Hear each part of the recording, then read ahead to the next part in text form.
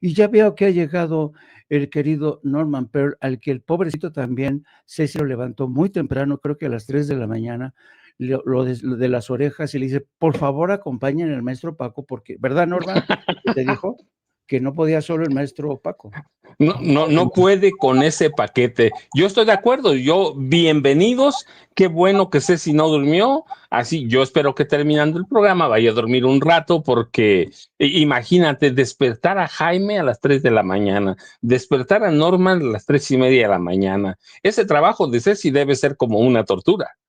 Sí, debe ser como una tortura, pero Alejandro Bravo, ya llegó don Norman, Maru González, Norman Pearl, saludos, Morrison Herrera, un mundo nos vigila, sí, ese era Pedro Ferriz Santa Cruz, era además, ya saben que era el vidente de Carmen Romano Nolc, la esposa de José López Portillo. Él era su asesor de cabecera. Claro, tenían aquel, ¿cómo se llamaba ese vidente de Israel? Ahora no lo recuerdo, ya me voy a acordar en un rato, pero ¿se acuerdan que trajo a que doblaba las Sí. cucharas por televisión? Sí, Sí. seguramente era de sus tiempos, yo era niño, pero ustedes ya eran adultos, ¿sí? Uri Geller, Uri Geller se llamaba. Ellos dos, Uri Geller, era uno de los de los asesores políticos de Carmen Romano Nolc, y a través de él se tomaban José López Portillo tomaba decisiones, lo mismo que a través de consejos de Pedro Ferri Santa Cruz, sí, que es cuando un poquito antes nace Un mundo nos vigila. Así que ahí tienes a las tres generaciones, pero Norman, deja, tú estás con tus corrienteses, Jaime, y Norman viene más serio que nunca. Ciertamente ya nos apoderamos de este espacio de sin censura, pero vamos a darle seriedad al programa y no seguir contigo. Norman, dicen a Larraqui y Pedro Ferriz que la presidenta no aguantaría la revocación de mandato. Buenos días, Norma, por cierto. Norman. Hola, ¿qué tal? Buenos días, Paco. Buenos días, maestro Jaime. Buenos días a toda la audiencia maravillosa de Sin Censura, que hace el favor de seguir este programa con tanto entusiasmo. Pues mira, yo veo que Pedro Ferriz finalmente, pues no puede disfrazar sus odios y sus rencores, ¿no? Ayer inclusive estaba viendo un pedacito de ese programa Inmundo. Pues bueno, él lo quiere disfrazar con humanidad, la humanidad que ciertamente provoca el Teletón. Pero mira, si Pedro Santa Cruz, Ferriz Santa Cruz, era un vidente ingenuo, el hijo, Ferriz de Con, es un vidente del fracaso que nunca llega, ¿no? Es una persona que desde Peña Nieto tenía todo un conflicto con el gobierno, fue desplazado, fue separado y se llenaba de odio cuando hablaba de Peña Nieto. Después, con la llegada del expresidente López Obrador, pues auguró lo peor para él y para el gobierno y para el país, porque pues, finalmente es gente que vive básicamente en Estados Unidos y que ahora, gracias a la magia de Carlos Alarraqui, pues lo tiene viviendo en la Ciudad de México, ¿no? ¿Qué le puedo decir? Pues realmente esto es un espacio atípico, es un espacio creado para descargar odios y rencores, decía yo, de todos, porque todos tienen algo que decir en contra de la vida, en contra del país, en contra del éxito, sobre todo, que les hace tanto daño, ¿no? Ahora, ¿qué podemos esperar también de sus invitados? Bueno, pues basta con ver sus rostros de amargura, basta con ver sus trayectorias para saber exactamente qué van a decir, ¿no? Todos ellos pues, han fracasado en muchos sentidos. Ciertamente tuvieron éxitos regalados, ¿no? Por ejemplo, Alarraqui engañó a todo mundo diciendo que era publicista hasta terminar con un discurso. Hablen mal de Morena, aunque sean mentiras, porque eso es lo que les va a dar la posibilidad de ganar, ¿no? Cuando dice que la presidenta de México, yo diría que la presidenta más popular del mundo, se someta a una revocación de mandato, bueno, pues no solo ganaría con mucha facilidad, ella ganaría simplemente porque no hay forma de evitar el éxito. Es un poco como el dinero, ¿no? Es difícil esconderlo. En este caso, la presidenta no puede esconder su éxito. Ha sido un éxito impresionante. Entonces, lo que digan ellos, pues simplemente es de chunga, ¿no? Es de vacile, vamos, son entre cómicos malos y gente pues, que está destrozada en términos ideológicos, que saben perfectamente bien que lo que digan será escuchado por gente que está enferma como ellos, porque su público finalmente no es un público muy respetable, es un público que se conforma y que se conforma con el odio, ¿no? ¿Qué esperanzas que tuvieran un público como el de Sin Censura, ¿no? Esto sería maravilloso para ellos. Por ello les abren puertas ahora, ¿no? Por eso TV Azteca se los lleva y decir, bueno, ok, los vamos a ayudar aquí para que compartan su odio con los que también odiamos y que seamos un poco más. Pero no, realmente no tienen mucha posibilidad de que sus augurios con respecto a la presidenta se pudieran cumplir. Bueno, ni haciendo publicidad como la que hacen todos los días, todos los medios, le van a quitar una pluma al gallo, como diría el expresidente López Obrador, mi querido Paquito y Jaime.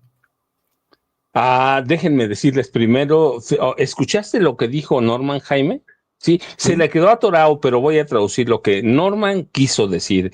Dice, ¿qué esperanzas que Atípica tuviera un público como el de Sin Censura? ¿Y qué esperanzas que Atípica tuviera un conductor estrella suplente como Paco Cruz Jiménez? Nada más, eso se le quedó en la mente a Norman, pero estoy traduciendo. Pero mira lo que dice Alberto Apodaca en el chat en vivo. Den like, plebe.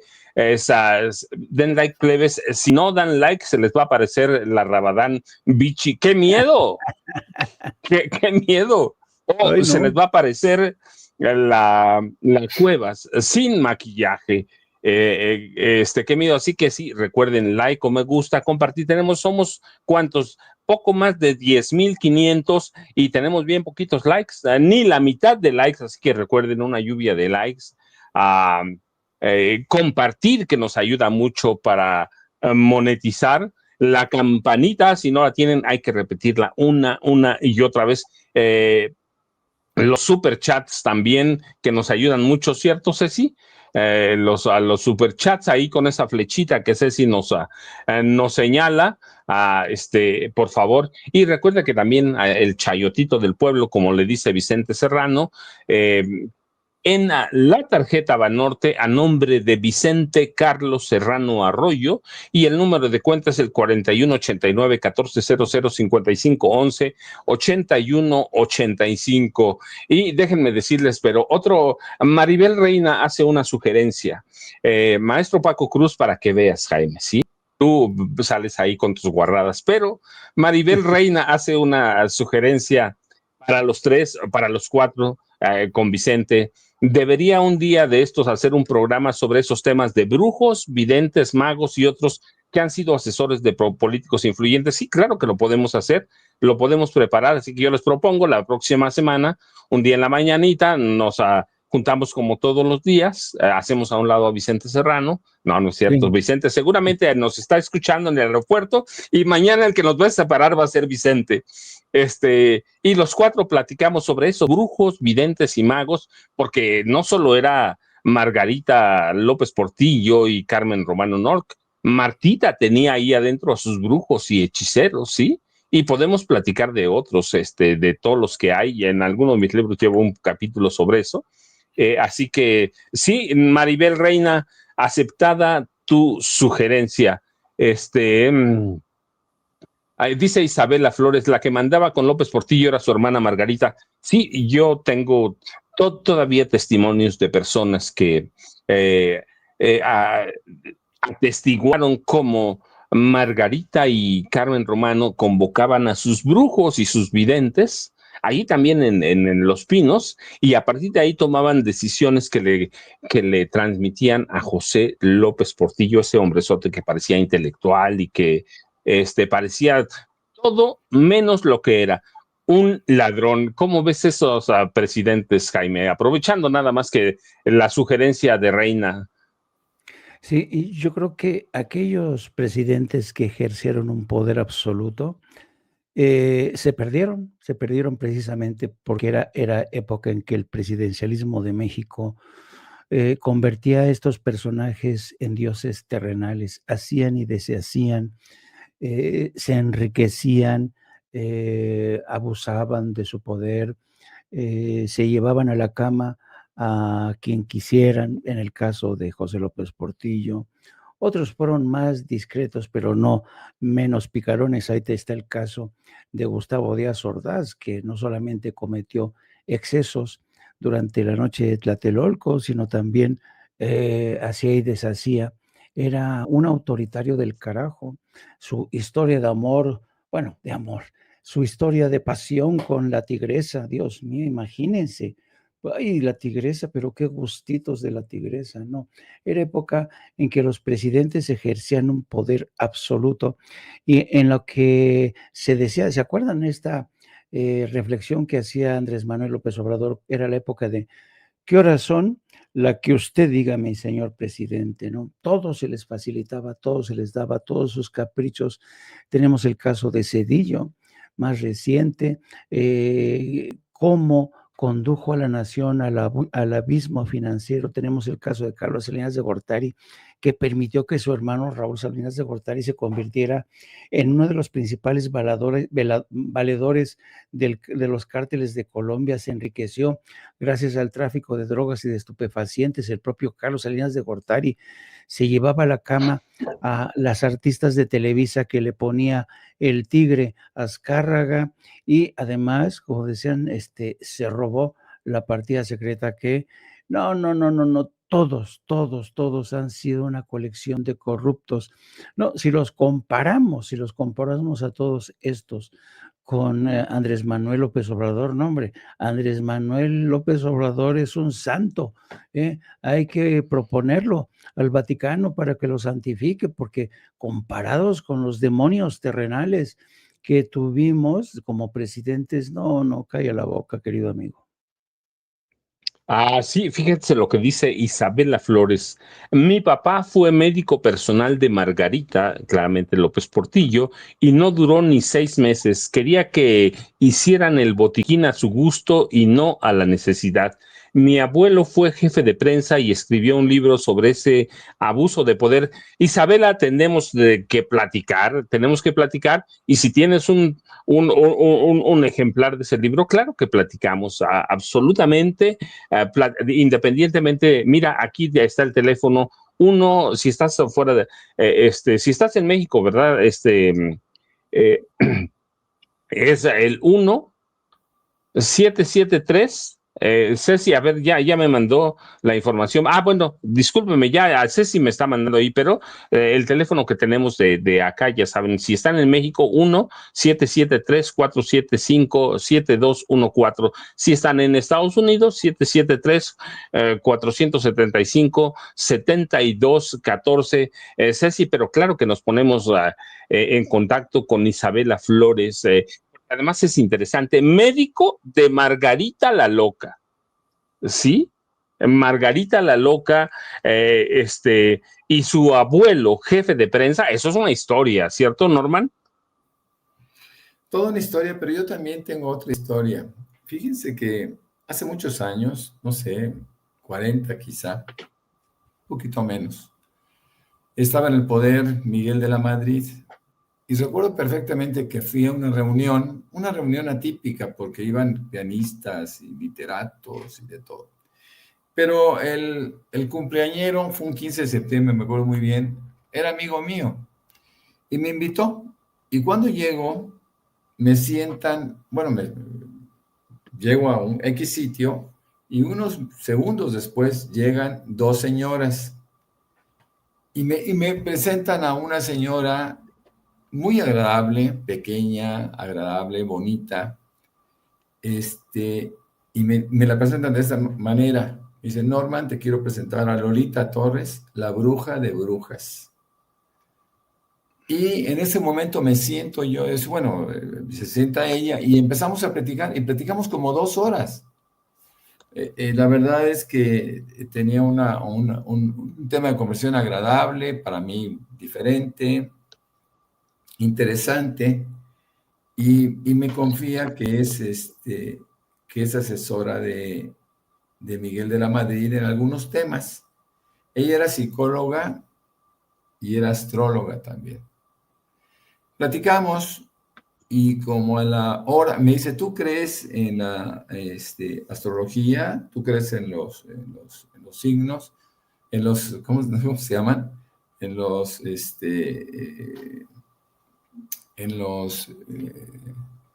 ¿cómo se llama esto?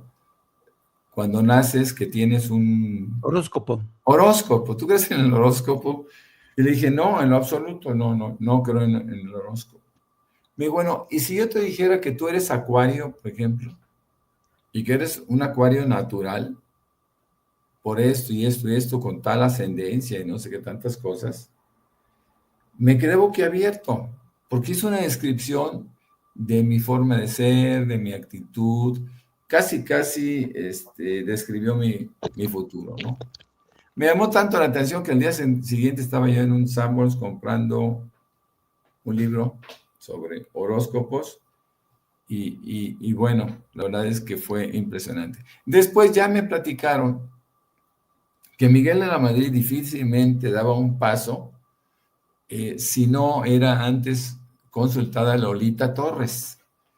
Y bueno, Lolita Torres era una persona bastante mayor que yo, pero por supuesto que me encantaría que viviera porque era una mujer bastante inteligente y agradable, y su hijo también, y su nieto que jugaba béisbol con el mío en la Liga Olmeca, y bueno, pues eran gente muy, muy agradable, ¿no? Pero eso es un recuerdo que tengo con respecto a los asesores de este perfil, con esas características de los presidentes en turno. Estoy seguro que el presidente López Obrador no necesitó de esto, ni tampoco lo hace la presidenta de la República para poder gobernar con la justicia y con el humanismo que lo están haciendo. Sí, seguramente que no. Yo estoy convencido que no, pero déjenme decir, por ejemplo, a Vicente Fox Quesada creía en la numerología. Marta era de brujos, santeros y demás, ¿verdad?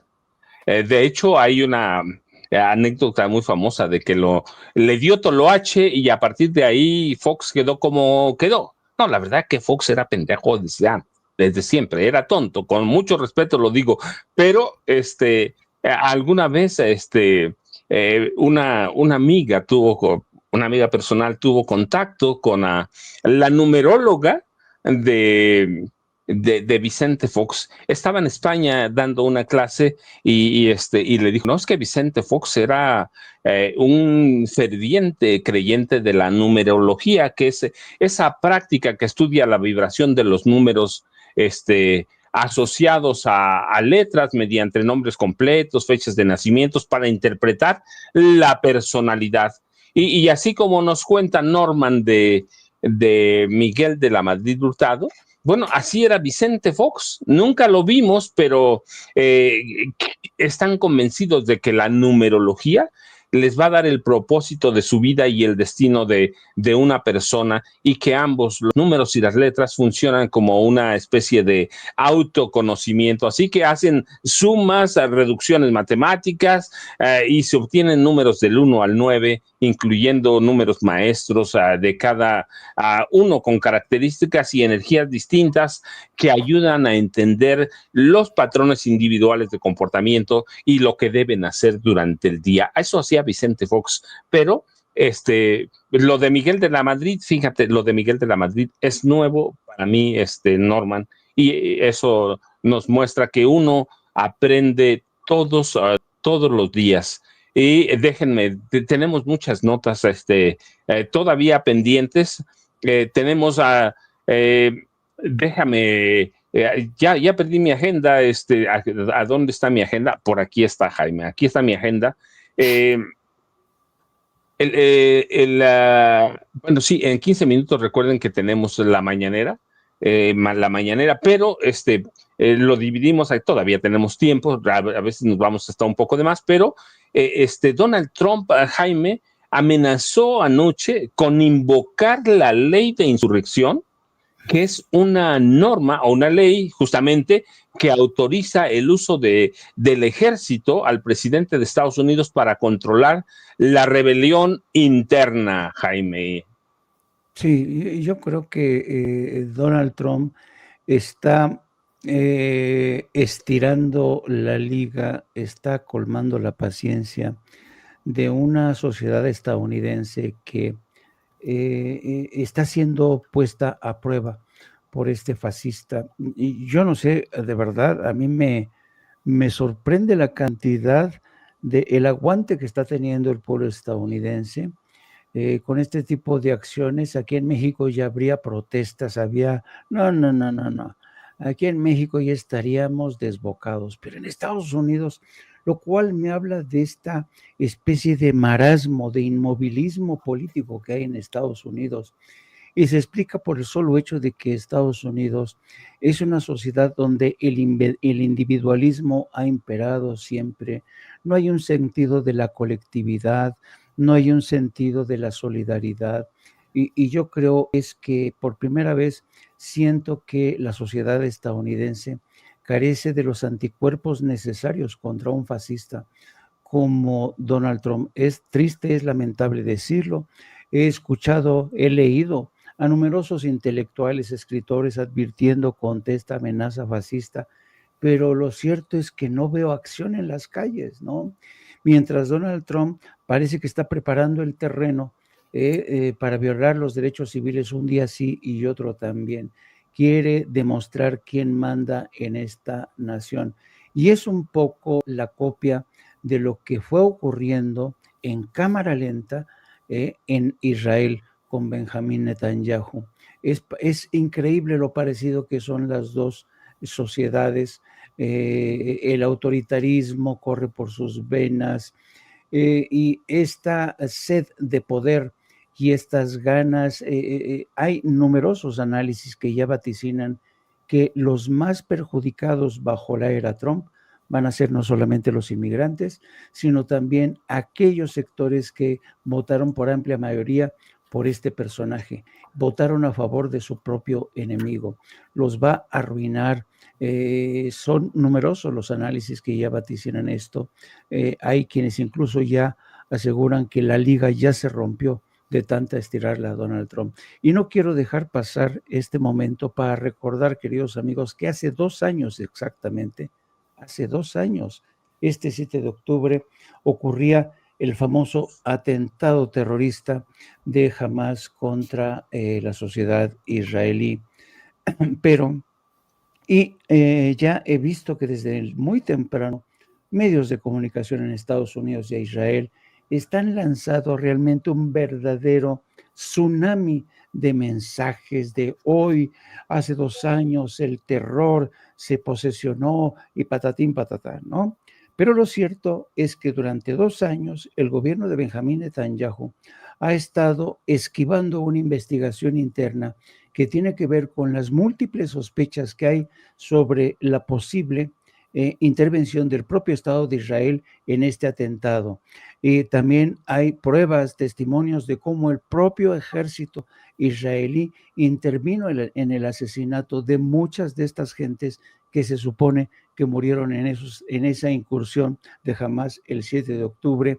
Y esto habría servido de pretexto para que Benjamín Netanyahu lanzara la que era la más ambiciosa operación para hacerse con el control de Gaza y Cisjordania y borrar de la faz de la tierra al pueblo palestino. Era un sueño largamente acariciado por sionistas, impulsada por Estados Unidos, que nunca ha ocultado esa alianza. Así es que yo les advierto, hoy vamos a escuchar muchísimas voces que desde Estados Unidos e Israel van a hablar de ese atentado terrorista que causó la tragedia del pueblo palestino, que lo han colocado al borde de la extinción. Y una última nota: los 6 mexicanos que se habían sido detenidos ya se encuentran a salvo en Jordania. Ahí los vemos a todos ellos, incluido el sobrino de nuestro querido amigo Norman Pearl, y seguramente llegarán mañana a la Ciudad de México. No, Norman, sí, mañana llegan, qué bueno que llegan a salvo, y yo espero que todos los demás lleguen, pero yo quería tocar un tema, no sé cómo lo veas, Norman. Greta Thunberg, esta jovencita, 22 años tiene ahora, y Donald Trump, un personaje cercano a 80 años, y yo me pregunto, denostando a Greta Thunberg, ¿sí? Diciéndole niña revoltosa, cualquier cantidad de adjetivos, y yo me pregunto de qué edad mental es Donald Trump peleando con una niña que lucha a su manera por los derechos humanos, en este caso de los palestinos, y quien tiene una historia que cualquier persona, casi cualquier persona quisiera tener, y aquel, un autoritario, un autócrata, denostando a una niña que lucha por los derechos humanos. ¿Qué edad tiene Donald Trump, Norman? Fíjate que Greta es una niña que inició por lo menos su preocupación por el medio ambiente a los 8 años de edad. A los 11 ya se expresa de una manera. Se deprime, no quiere ir a la escuela porque ella piensa que el mundo no está haciendo poco o nada por el cambio climático. A los 15 abiertamente se declara como una activista. Después deja de acudir a la escuela un año para dedicarse exclusivamente a esta actividad y logra una fama. Tiene una fama muy bien ganada por sus luchas. Inclusive es imitada por el mundo, por muchas jóvenes, por muchos hombres jóvenes en el mundo, tratando de lograr un beneficio colectivo. De Donald Trump, pues podemos decir poco. Es un hombre pues con una edad mental diversa, porque en términos de perversión es mayor, en términos de reflexión es muy chico. Es un loco que tiene el poder. Es un loco con el poder. Es un poder que nunca le debe haber llegado a una persona de esa naturaleza. Pero lo que sí es cierto es que ambos coinciden en que son candidatos naturales para recibir el Premio Nobel de la Paz. En el caso de Greta ha sido candidata durante varios años seguidos, 21, 22, 23. Seguramente lo volverá a hacer. Y creo que ella se deberá dirigir como la ganadora de un premio Nobel, si es que puede tener en algún momento de su existencia cierta credibilidad. En el caso específico de Trump, bueno, es un hombre que si eventualmente lo recibiera, porque Estados Unidos lo compre, comprarlo, pues ya saben, significa convencer políticamente a Europa. Sería un premio Nobel más desperdiciado para poder estimular a una persona que verdaderamente hace algo por los demás. Donald Trump hace algo por los demás, sí, los desquicia, los afecta, los destruye. Fíjense que me quedo pensando acerca de esta ley de insurrección que está invocando Donald Trump. Y vemos que Estados Unidos se rige por interpretaciones muy discrecionales, muy a modo del presidente en turno. Yo recuerdo inclusive la permisividad que se les da. Ahora se le da permisividad a algunas agencias para que afecten, destrocen a su propia población, eligiendo, claro, a migraciones de carácter por razones étnicas. No tocan a los sajones, no tocan a los blancos, se dedican exclusivamente a los latinos, como antes lo hicieron con los negros. Acuérdense que los negros fueron atacados en múltiples ocasiones de una manera permitida y también encapuchados. ¿Se acuerdan del Ku Klux Klan, que operó a placer sin ser detenidos durante muchísimos años? Bueno, ahora son oficiales que paga el pueblo de los Estados Unidos, pero lo hace para ser perseguidos. Y por cierto, muchos de ellos, en muchísimos casos, están siendo también disfrazados, están embosados, ¿no?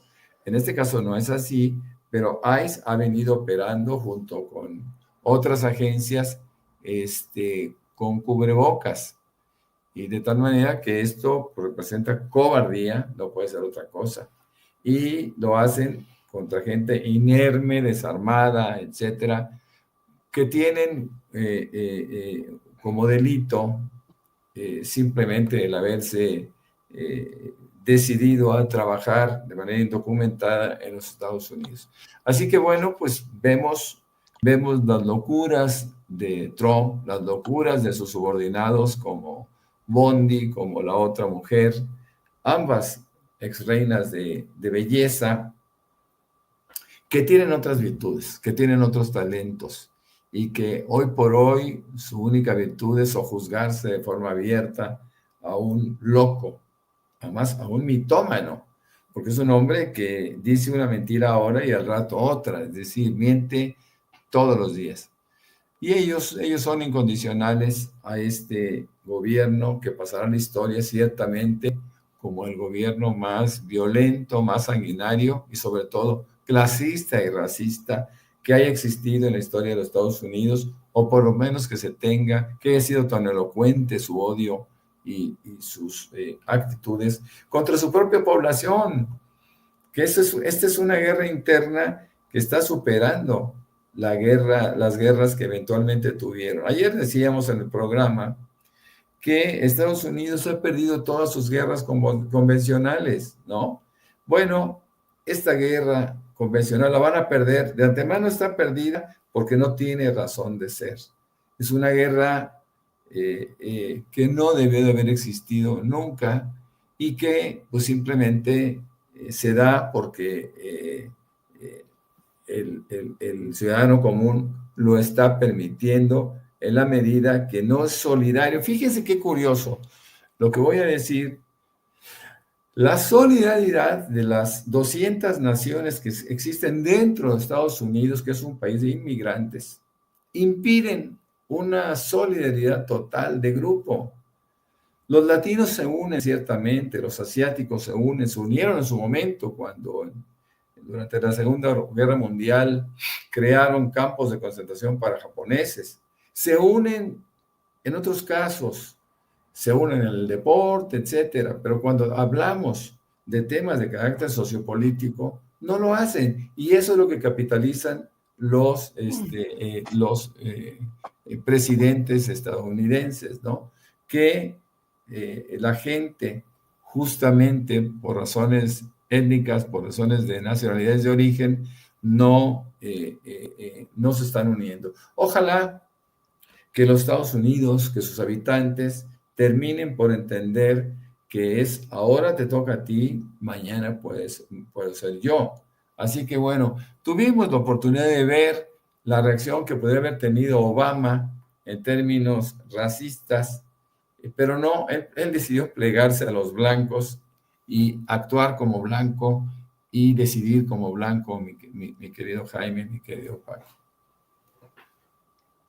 Sí, verdaderamente sí, ya estamos por empezar, pero Norman, perdón, Jaime, ¿con qué nos dejas, con qué reflexiones antes de que llegue la presidenta Claudia Sheinbaum Pardo? Pues esta mañana me sorprendió el comentario editorial, ya ves la columna que escribe y que graba Joaquín López Dóriga, cómo les encanta realmente seguir insistiendo con este tema. Básicamente la hipótesis, ya llegó la presidenta. Llegó la presidenta, buenos días. Buenos días. Buenos días.